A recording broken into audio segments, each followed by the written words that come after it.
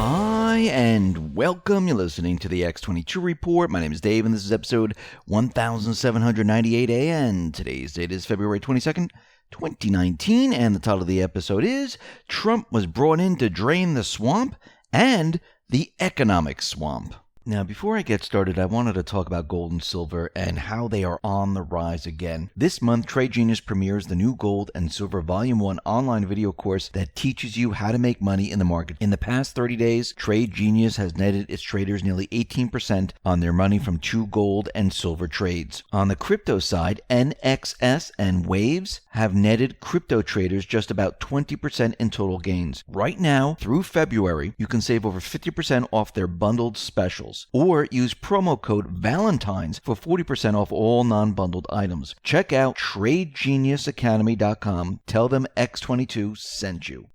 Let's get into the economic collapse financial news. Now, we know that Trump, he was brought on to take care of the swamp. This has been planned for a very long time. If you read a lot of his tweets going all the way back to 2014, 2015, even before that, you can see that they were building a narrative, getting ready and getting prepared to go after the deep state. Q has been telling us that there were many options on the table. Now, the swamp is just not those individuals that have committed treason. We're also talking about the economic swamp, and this has to do with the central banking system. And this is why early on, Q needed to mention that the Rothschilds, they control most of the world, the private Western central banks in many countries. Q also pointed out that the Federal Reserve in the United States acts like it's above the law, and it is a private corporation controlled by the Rothschilds. Trump and the Patriots, they understand that the world cannot continue with this model. They understand that their plan was to create an event, bring us to war, have the United States lose this war. The Constitution would be gone. The central bankers, the elite, the deep state, they then would have more control. And that's the name of the game, controlling the world through debt. Think about what Trump's specialty is. He deals with debt. And we're going to be going into that in just a minute. But first, let's go out to the UK once again. There's only 36 days left until Brexit Day. And it's very clear now that May, well, she might need to ask the EU for an extension. Now, some people are saying it's going to be for 3 months. Others are saying maybe 2 years. Or maybe they can break away from the EU with no deal. Now, the EU doesn't want this to happen. They just don't want them to break away. I think what the EU's plan is, because they understood and they know that the people of the UK are not going along with their deal. And I said this many reports ago, where I do believe the EU is going to try to keep them in limbo, where they're going to continually say, okay, we grant you an extension, and we'll give you 3 months, we'll give you 6 months, we'll give you 9 months. And during this period of time, they don't leave, and they actually stay. They're in limbo. And people think the Brexit is going on, but really nothing is happening.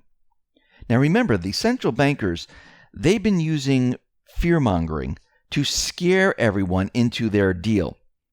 I mean, if we go back in time, the EU, other parliament members, they predicted that Britain would already have experienced hundreds of thousands of job losses and a technical recession by now as a result of the Leave vote.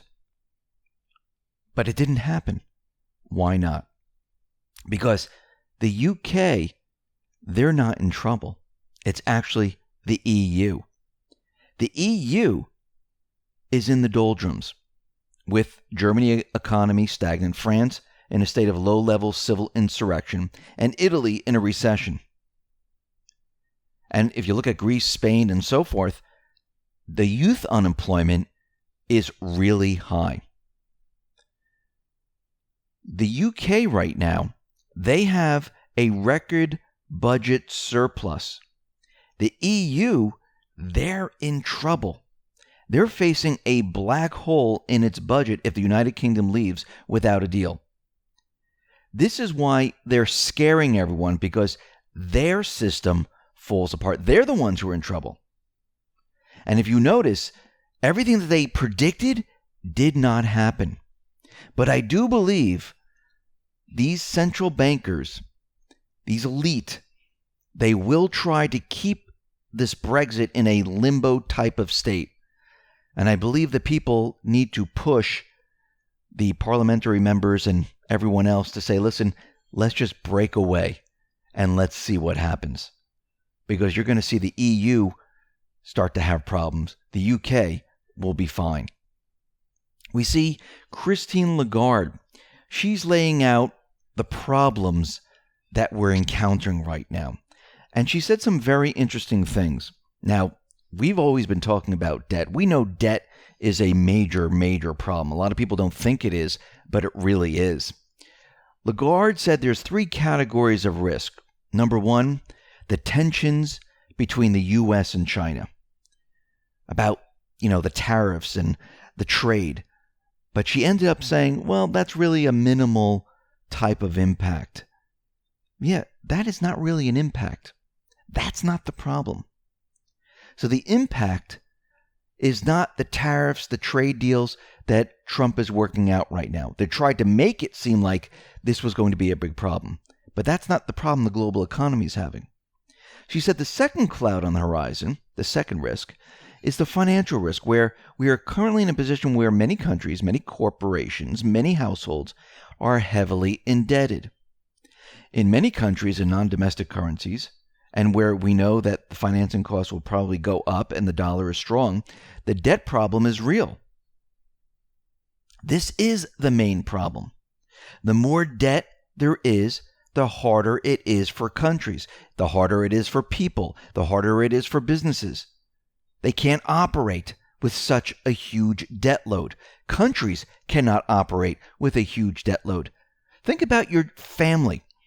If you're making $50,000 a year, let's just use that number, and you keep piling on debt, and let's just say that you have a credit card with unlimited funds, just like the Federal Reserve can continually print and the government can continually borrow. Let's say you can continually borrow, and you're only bringing in $50,000. Those are your tax receipts. Can you sustain the debt as you continually bring it on? No, you can't. What happens? You go bankrupt. That is the problem. That's why the global economy is slowing down. It's not the tariffs. It's not what Trump is doing. It is the central bankers' economic system, period. Now, Trump has been talking about the Federal Reserve. He contradicts the Federal Reserve. He's controlling the Federal Reserve right now, which he needs to do. He needs to be reelected once again because, remember, it takes time to put this plan into place to make sure that everything is set up correctly to bring down these treasonous traders and to go after the central bank. We know that Trump likes gold. We know that Q has mentioned that gold will bring down the central bank system. And I do believe that it's not just having the gold, but having the manipulation of gold come to an end. And when that comes to an end, that right there will destroy the central bank currency system. Actually, if they end the manipulation around the world, and if you really think about it, and gold moves up 2,000, 3,000, 5,000 around the world, what happens to all these private Western central bank currency systems that are running in these countries? Starts to look really bad for the central banks. And people then start to realize, whoa, this is really bad. We better get out of the dollar. We better get out of this currency, that currency, and we better move into something that has strength, that is solid as gold. And I do believe this is where they're going to be pushing this. But we have to deal with the debt situation. The debt situation is unsustainable. And if we go back in time, we can see that Trump has been talking about the debt for quite a while. He's been talking about gold. He's been talking about the Fed. He's been talking about the debt. They've been planning this, and I say they, the Patriots, for a very long time. Let me just go back to August 7th, 2015. Trump said at Fox News, at Real Donald Trump, when you have 18 to 19 trillion in debt, they need someone like me to straighten it out. Why? Because he knows what to do with debt. Let's go to June 21st, 2016. I am the king of debt. That has been great for me as a businessman, but is bad for the country. I made a fortune off of debt. Will fix U.S. He understands debt. He knows how to maneuver around debt. He knows how to get us out of this central bank debt situation. That's why Trump is there. Trump is there to drain the economic swamp.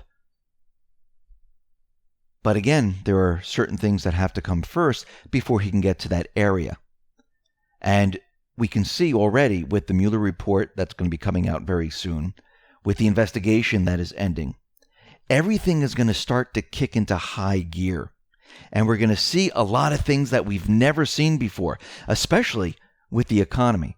He just started the first phase where he had to bring back the manufacturing jobs, bring back businesses, reduce regulations, renegotiate the trade deals, denounce globalism. That was phase 1. We're going into phase 2 and 3. Phase 2, which I do believe, was to set up the central bank, to control it. We're moving into phase 3 right now, where he's going to end up exposing what the central bank is all about and restructure the central bank and take control of the central bank. And the way to do this is to weaponize gold and use it against the central bank. So here we are. We're getting ready for the second half of the show. So enjoy the show, because you're going to see things like you've never seen them before that have to do with the economy, that have to do with the central bank, and how he's going to be going after all these different things. And a lot of it's not going to make sense in the beginning, but it's part of the plan. Listen, everyone, thanks a lot for listening. Be well, be safe, and especially be prepared. Thanks a lot.